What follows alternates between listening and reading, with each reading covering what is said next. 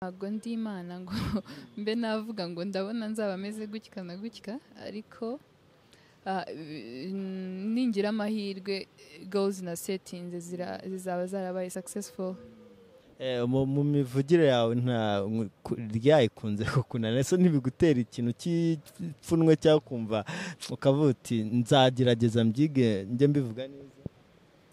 Kubyiga byo narabigerageje biranga, so rero nta pfunwe bintera ko ariko mvuga.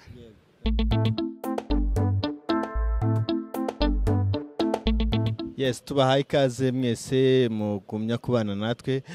Turi kumwe n'umutumirwa w'uyu munsi. Umutumirwa w'uyu munsi twagiye tubabwira ko tuzashaka Pamela. Twagize umugisha rero, umugisha ukomeye kuba turi kumwe na Pamela. Tuguhaye ikaze. Murakoze. Amazina yawe ubundi ni ayahe? Uwikeza Pamela. Uwikeza Pamela ni muntu ki? Ni umuntu usanzwe. Yego. Twagiye tukubona muri Miss Rwanda, ariko se mbere yo kuza muri Miss Rwanda wabaga he? Mu rugo ni he? Nabaga mu rugo ni Gikondo. Ese initiative wafashe yo kuza muri Miss Rwanda wabitekerejeho ute? Narabikundaga nkiri umwana, hanyuma ngira na my sister aranyinsparinga ndaza njyamo. Hari abantu bihaye Imana benshi bajya bavuga ko kujya muri cya gikorwa cya Miss Rwanda atari byiza, ngo kuko abantu bose bararinganiye ngo barasa. Ese wowe bivuga iki? Ntago Miss Rwanda bisobanuye ko ugiye kuvuga ngo ngendenze abandi, ahubwo ni irushanwa nyine nk'ayandi marushanwa yose, ushaka nyine igihembo. Kuva wava muri Miss Rwanda hari niki kintu maze kugira ukavuga uti iki maze kukijya kubera ko maze fame yanjye yazamutse? Icyo navuga ni kuba narakuyemo platform. Rero platform ikaguha ibintu byinshi, harimo akazi, biraka, kuba wabona andi marushanwa witabira n'ibindi byinshi nk'ibyo ngibyo. Pamela, turajya ku buzima busanzwe kuko hari abakurikirana kino kiganiro bazungukiramo byinshi. Abakobwa tumaze iminsi habayeho saga mu Rwanda, umwana w'umukobwa ajya kwa makuza arimanika. Biriya bintu iyo bibonye we nk'umukobwa w'icyitegererezo cyangwa se urebererwaho na benshi, ubivugaho iki? Byarambabaje nkibyumva, ntago nyine ni ibintu bitangaje kubona umuntu yiyahura kubera undi, cyangwa se yabitewe n'abandi na sosiyete abamo. So rero nyine birababaje cyane, nta nubwo nifuza kubona undi wese abikora, kandi n'ababa baratumye uriya mwana w'umukobwa yiyahura nabo nabagira inama yo ku mbere babanza bagasenga, bakihana, bagasaba n'imbabazi Imana z'icyo cyaha. Ikindi ni uko nta n'undi wakongera no kubikinisha, kuko nyuma y'ubuzima bumwe ubundi burakomeza. Nyine iyo ikintu kitagenze neza, you move on, nyine ukajya gushaka ikindi cyazatuma wongera ukiyubaka. Rwanda twanyuze mu bintu byinshi bituma hari bamwe bafite ibikomere. Ese ibintu nka bitatu byatuma umuntu akira ibikomere ni ibihe? Icya mbere ni ukubabarira, kumva ufite umutima wo kubabarira. Icya kabiri ni ukwiyakira. Icya gatatu numva ari gusenga kugira ngo bya bikomere nyine bishire, ukomeze ubuzima. Pamela, ujya wumva gospel? Yego. Tujye kuri gospel music. Gospel music ni we muhanzi uprefera? Nkunda benshi, ariko nkunda Hillsong worship mu Rwanda. Aho ni byiza igihe no kuza. Yego. Twumvishe witabira ku ndirimbo ya Gaby niba ntibeshye. Gaby nawe uri mu bantu bamukunda? Yego. Ijambo rimwe kuri Gaby? Nakomeza twigisha ubutumwa bwiza n'urugero rwiza.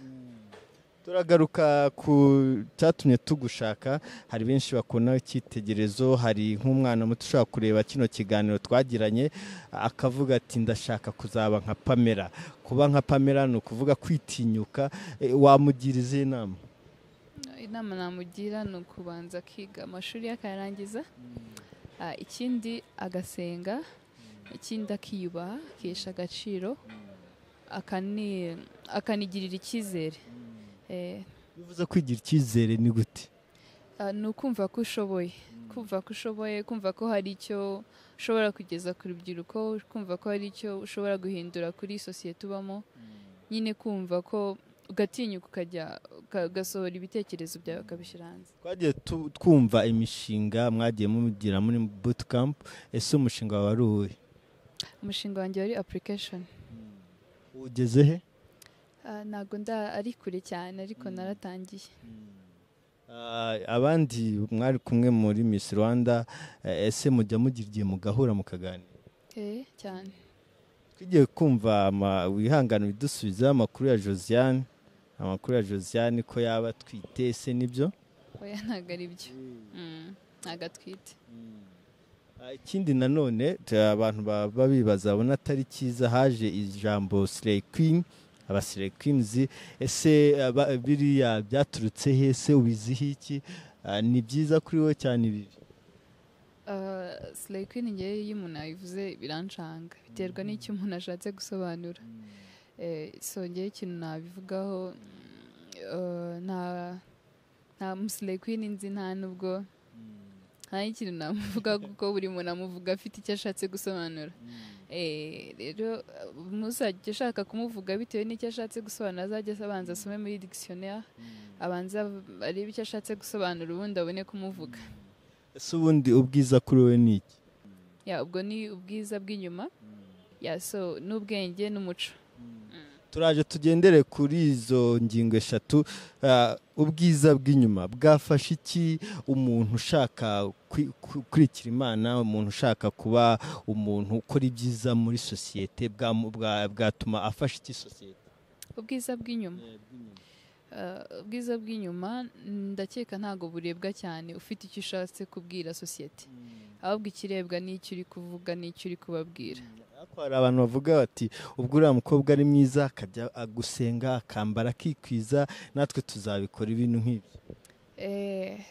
Biterwa, hari igihe aba ari urugero kuri benshi, ariko ntabwo kuba mwiza inyuma bisobanuye ngo niwambara neza ukajya gusenga nibwo inspiring abandi. Hari n'igihe uba ufite ubwo bwiza bw'inyuma ariko ugakora ibyo kandi bigakurura abandi. Naho ubwiza bw'imbere burafasha iki sosiyete y'u Rwanda?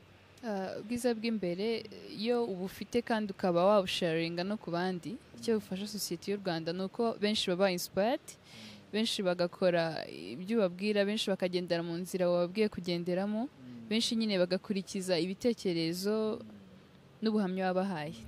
Tugarutse ku muco w'u Rwanda, umuco w'u Rwanda hakubiyemo iki? Mu muco w'u Rwanda harimo indangagaciro z'Abanyarwanda, harimo ubukorikori n'ubugeni n'ubuhanzi, harimo imbyino nyarwanda, byose nk'ibyo. Pamela, turagaruka ku buzima bwawe bwite. Ese ni iki kintu kigiye kikubaho kumva kirakubabaje, wavuye muri iyo situation gute? Icyambayeho kikambabaza, nabuze umutantine wanjye nakundaga umwaka ushize. So rero ntabwo biramvamo ariko bigenda bigabanyuka. Wifashisha izihe ntwaro kugira ngo bigende bigabanuka?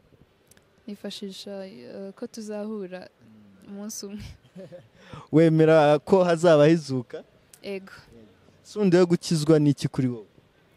Gukizwa, umuntu ukijijwe ni umuntu werera imbuto abandi, kandi imbuto nyine z'agakiza. Ushobora kubwiriza umuntu cyangwa akamubwira ijambo rikaba ryamufasha ukora ibikorwa by'umuntu ukijijwe, abandi bareberaho bakagenderaho, mbese nyine utifatanya n'ibindi, utarakazuyazi, utavanze, ukijijwe nyine. Gukizwa ni ukureka ibyaha? Nta muntu udakora ibyaha, twese dukora ibyaha, buri muntu wese akora ibyaha, ariko iyo ukijijwe ukihana, ugakora ibyaha ukihana, nabyo ndakwemera ko ukijijwe. Nkeka ko wenda Yesu Kristo yarambirwa guhora uvuga. Oya, Imana ntirambirwa. Kiriya gikorwa Yesu Kristo yakoze cyo kumena amaraso, kuri we kivuze iki? Kuri njyewe kivuze kunshungura. Turacyari mu buzima bwawe, noneho uratubwira ikintu cyakunejeje n'ubu wibuka ukavuga ati kiriya gihe narishimye kwera. Ni byinshi, ariko icyanejeje cyane kurusha ibindi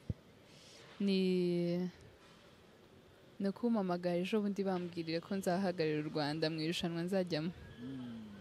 Wow, nicyo nashaka kumva kuko nibyo bintu biri gutrendinga hano hanze, ndetse no hari n'umuntu wo hanze njya nkurikirana nabonye yabipostinze, ushobora wenda kuba utabizi. Wabyakiriye ute? Narabyishimiye cyane, numva ni ibintu by'agaciro kumva ko nahagarara igihugu cyanjye nanjye. Ese Miss Rwanda ubona hari kugira ngo igiye ku rwego rwo hejuru hakorwamo iki, cyangwa se uko ibaye birahagije? Ntacyo nahinduraho uko imeze birahagije. Okay. Twagiye tubona n'indi Miss Rwanda, niyo ari Miss Rwanda sinzi uko twayita, waranayitabiriye? Miss Pronation? Oya, ntabwo nayitabiriye. Iriya ese ihuriye he na Miss Rwanda? Nta kintu byinshi nyiziho, ariko icyo nzi cyo ni uko ifite uyitegura, nayo ni irushanwa nyine abakobwa b'abanyarwandakazi bajyamo bagahatana, hakavamo uzahagararira igihugu muri ayo marushanwa rusange. Uradusangiza ku buzima bwo muri bootcamp, mubanye gute mbere uhitamo gutomo z'abana mu cyumba? Ese muryama sangahe, mubyuka sangahe? Tuba tubayeho neza cyane cyane. Hanyuma uwo muzarana ntabwo ari umwihitiramo, tugera muri hoteli baramugupangiye, handitseho nyine abantu ko bazararana. Hanyuma igihe turyamira biterwa, kuko ntabwo iminsi yose twakoraga ibintu bimwe. Iyo twabaga twagenze cyane twaryamaga kare. Iyo twabaga rero twiriwe nk'aho ngaho turi gukora imyitozo n'iki, hari igihe twaryamaga dutinze kubera imyitozo. Kubyuka ko ni kare mu masaa 10-11 muri siporo. Mu mivugire yawe nta ryayikunze kukunana, ese ntibigutera ikintu cy'ipfunwe cyangwa kumva ukavuga uti nzagerageza mbyige njye mbivuga neza? Kubyiga byo narabigerageje biranga, so rero nta pfunwe bintera ko ariko mvuga. Turagira ngo unatubwire, baguhaye umuntu wo mubana muri bootcamp ukabona ntimuhuje, ubigenza ute, cyangwa se habaho kugira ngo wige umuntu mubana? Ntago uramwiga kuko ntago wakwanga umuntu mubana, kandi ndakeka hariya ntago muba muziranye cyane ku buryo bavuga ngo uyu simushaka situhuje, ariko haribo of course baba baratangiye kuba inshuti. Iyo utabonye ari inshuti yawe baguhaye urihangana, ariko ukajya ujya kumusura mugasurana, uwo murana nawe nyine mukamenyerana. Kijyanye n'amafaranga, wageze bootcamp ahabwa angahe? Nta mafaranga baguha.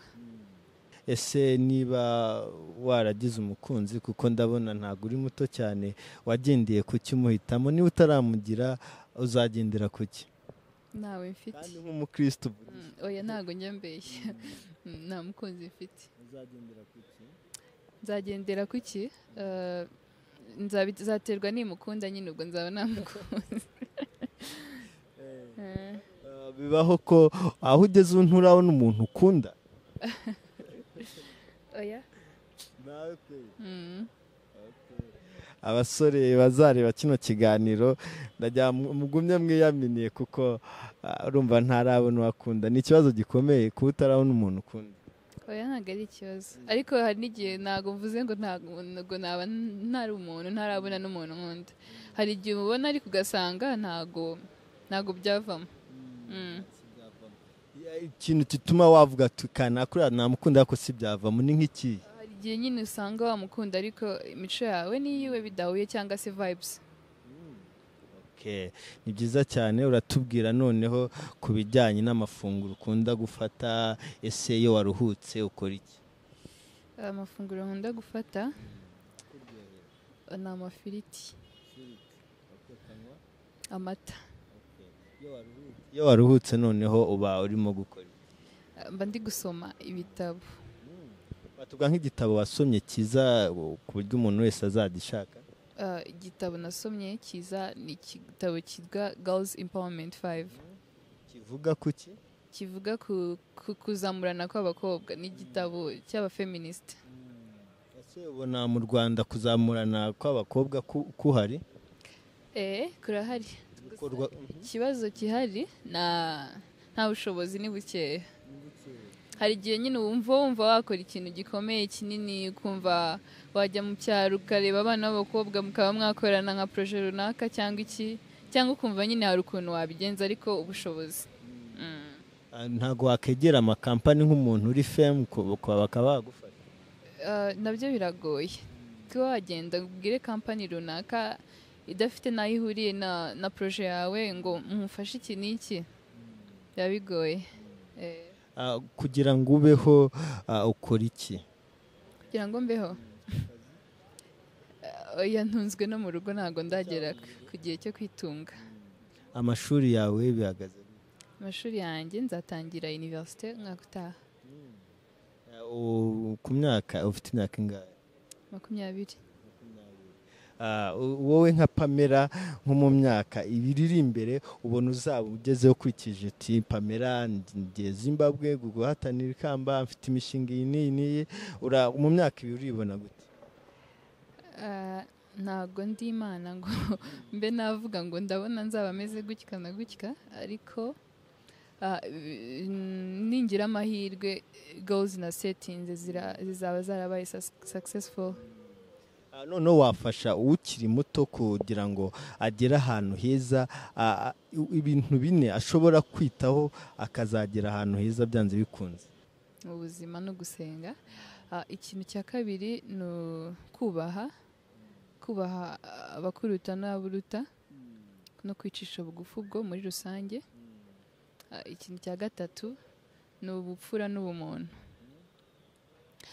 ikindi cya kane ni ukwitanga, witangira abo ubona ashoboye no kwitangira igihugu cyawe no kugikunda. muri wowe ujya wumva ko hari impano ufite?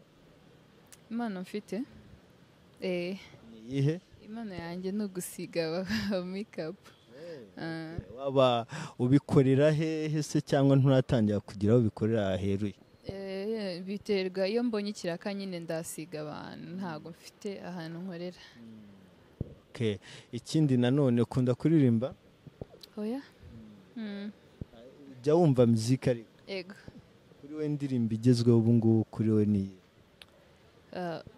indirimbo ndi gukunda muri ino minsi atari gospel ni Gatarina ya Bruce Melody. urayikundira iki? narayikunze nyine, irimo beat nziza, ifite na moves nziza n'ijwi byose. ese umuntu agusabye ko umugira mu mashusho y'indirimbo wabyemera? oya. kuki utabyemera? ntabwo mbikunda. kuba bijyamo ari kubona nta kibazo? oya, nta kibazo, ni uburenganzira bwabo, ni n'amahitamo yabo. wowe hari umuntu wigeze ubitse ibanga akarimena? oya. ese ni ryari wigeze uryama ukagira inzozi zitari nziza? bibaho cyane nyine ko umuntu agira inzozi zitari nziza. bibaho, byambayeho. ujya uhura n'abahanuzi? hari ibintu bigeze bakubwira bikaba? kera. hari n'ibyo bakubwiye bitaraba? good. Pamela ni umukobwa Miss Rwanda, ari mu ba Miss bo mu Rwanda, mujya mumubona henshi hatandukanye, azahagararira u Rwanda. arimo atubwira byinshi byagufasha wowe ukiri muto, byagufasha wowe mukuru. afite ubwenge bwinshi nubwo imyaka itari hejuru, ariko hari ibintu byinshi afite byiza cyane. niwe rero turi kuganira byinshi afite byiza cyane rero agiye kutubwira. ugiye kutubwira ese kuri wowe iyo ubonye u Rwanda aho rwavuye n'aho rugeze bikwereka iki? binyereka ko n'imbere ari heza kurushaho. tubikesha iki? bitisha inkotanyi na perezida wacu. wa mukobwa, inkotanyi ntabwo uzizi, wavutse nyuma. uziziho iki? nziziho ubutwari, ubupfura no kwitanga. wavuze ikintu cyitwa ubupfura kuva kare, ariko ndagira ngo usobanurire abantu ubupfura icyo ari cyo, kuko abantu benshi ubupfura bajya babubwitiranya. wowe ubupfura ni iki? kuri njye ubupfura ni ubumuntu, urukundo, kari ijambo ndi kwibagirwa mu kinyarwanda ariko ni kandi kubwire ni kuba intangarugero no kuba umwizerwa kuba umwizerwa ubupfura no kwizerwa kuba intangarugero kuba inyangamugayo niryo ryari ryose kuba inyangamugayo n'ibindi byinshi nyine bishingiye ku bumuntu niko ubupfura mbubona. Naho ubumuntu ni kugira umutima kumva ko buri muntu wese ahumeka umwuka nk'undi, buri muntu wese ava amaraso nk'ayundi, kugira impuhwe nyine ukagira umutima wo kuba wumva wafasha, kuba wumva nyine wagabana n'umuntu icyo ufite, nibwo bumuntu. Iyo wambaye neza kuri wowe wumva wambaye gute? Mba numva nambaye nikwije. Wavuga iki ku bakobwa bato tubona bambara imyenda itari migufi cyane, ababyeyi bamwe babona ko ari ikibazo, urabagira ihe nama? Ntago nabajajinga ariko buri muntu afite uko yambara kumva araberewe, ariko nanone bigufi cyane oya ibiringaniye. Kwambara neza bihuye n'umuco w'u Rwanda ni gute? N'umushanana.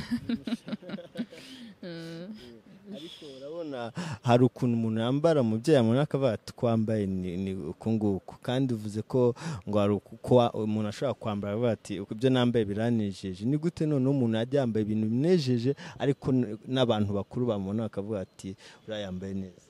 Mbona igihe akenshi iyo umuntu yambaye nk'ikanzu ndende, mbona akenshi ni nabwo mama ambwira ngo nambaye neza ngiye ku giti cyanjye. Nibwo rero iyo wambaye nyine wikwije, arega hari ukuntu kwinshi wakwambara ukaberwa kandi wikwije uterekanye ubusa bwawe kwinshi cyane. Wababwira kugira ngo ubwo busa bwabo bajye bareka kubwerekana? Oya, ntago mbajajinga buriya kwiteranya, kandi nta muntu ntinya, ariko ngewe ntago njajinga umuntu, nta muntu ncira urubanza ngo yambaye nabi, biterwa n'uko ukunda. Hari umuntu wikundira kwiyambara ibintu bigufi, yabwo nyine n'ibyo abakunda ntago namujajinga. Hari n'umuntu ukunda kwambara ibirebire, nawe nyine ubwo n'ibyo abakunda. Hari n'abakunda amakabutura magufi, nyine biterwa n'icyo ukunda cyangwa se nanone n'ahantu uri. Inshuti zawe mugendana za hafi ni icyo uzikundira? Nzikundira ko banyumva nyine bakanyemera uko ndi. Ese hari abantu bajya gutera joke ku buryo iyo joke ayigutera nka nyuma y'iminota 30 umuntu yaba akubona ahura akabona urimo urisetsa? Ntago ari abantu, actually ni nk'ibintu ngenda mbona ku social media nkaseka. Nk'ako uherutse kubona kakagusetsa ni akahe? Ni twinshi ntago nabona ko ntoramo. Ni byiza cyane, turagushimiye cyane kuba waduhaye umwanya kandi tukwifuriza amahirwe muri urwo rugendo utangiye, kandi Imana izagufashemo. Nanjye ndabashimiye, murakoze. Ariko ijambo rimwe ku bantu bagukunda, ku bantu se bafite ukundi bakubona nk'umukobwa bafite icyo amaze kwigezaho, icyo wababwira ni? Nzakora uko nshoboye, icyo Imana izampa nicyo nzakira, kandi namwe mukomeze mu nsengere cyane. Ntabwo harimo kwambara twa tuntu tw'utubeki? Ibyo ntacyo mbiziho, ariko niyo twazamo ntatwo nzambara. Uzambara? Eko nabonye bishobora kujya bibabuza amahirwe? Ntago ayo mahirwe nzayabure. Ubwo se niba wakambara iki bisimbura biki? Nakwambara ishabure yacu ya hano. Turagushimiye cyane. Nanjye ndabashimiye.